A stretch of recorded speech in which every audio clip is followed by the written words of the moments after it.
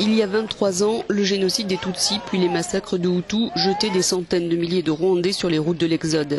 Plus de 2 millions se réfugiaient dans les pays alentours et 3 millions se trouvaient déplacés à l'intérieur du pays des Mille Collines, sans compter ceux qui avaient fui les premiers massacres de Tutsis au début des années 60.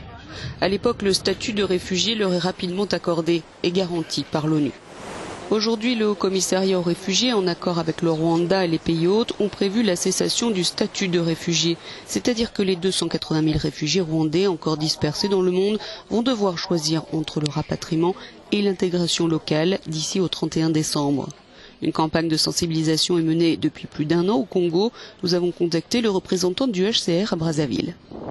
Il y a eu des campagnes de sensibilisation renforcées sur le terrain et même des visites qu'on appelle chez nous Go and See and Come and Tell. Des réfugiés sont allés au Rwanda pour voir et revenir informer ceux qui sont ici. Et donc il y a eu beaucoup d'échanges, il y a eu beaucoup de rencontres. Donc la campagne consistait à rencontrer les réfugiés, à passer le message. Ceux qui veulent partir seront aidés à partir dans la dignité et dans la sécurité. Le caractère volontaire reste sacro-saint.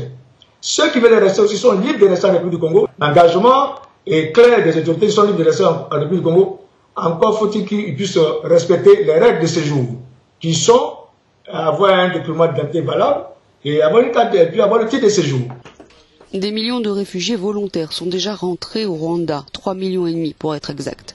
Aujourd'hui, il reste environ 245 000 réfugiés en République démocratique du Congo et 10 500 en République du Congo. Si Kinshasa estime que l'application de la cessation du statut de réfugié est trop précipitée, Brazzaville non et collabore activement avec le HCR. Mais des associations congolaises s'inquiètent d'un éventuel rapatriement forcé après la date limite. Le HCR se veut rassurant.